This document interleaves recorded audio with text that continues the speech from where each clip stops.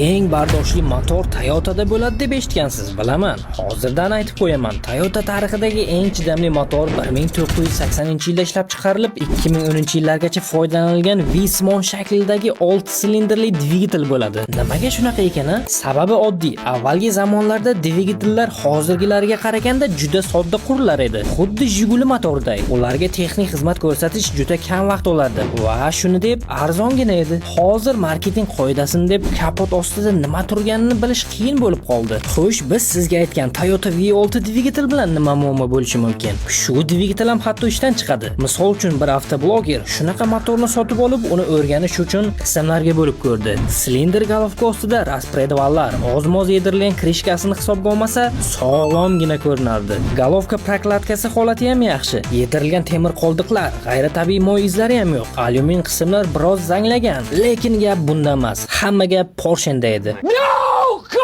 Uni tirsakli val bilan ulab turuvchi tayog'i, ya'ni shatuni yo'q edi. Shatun jonivor sinib bo'laklarga bo'linib moy karteriga o'tib ketgan. Val uni moy paddoniga uloqtirib yuborgan edi. Sizga tayyorlagan videomni ichiga kirib ketay deb tomosha qilasiz-u, lekin bittagina o'sha o'lgur like deb bosib mehnatimizni qo'llab-quvvatlamaysiz. Yurakchani bosib qo'ymaganingiz uchun videolarimiz soni kamayib ketyapti. Endi unaqa qilmaysiz degan umiddamiz.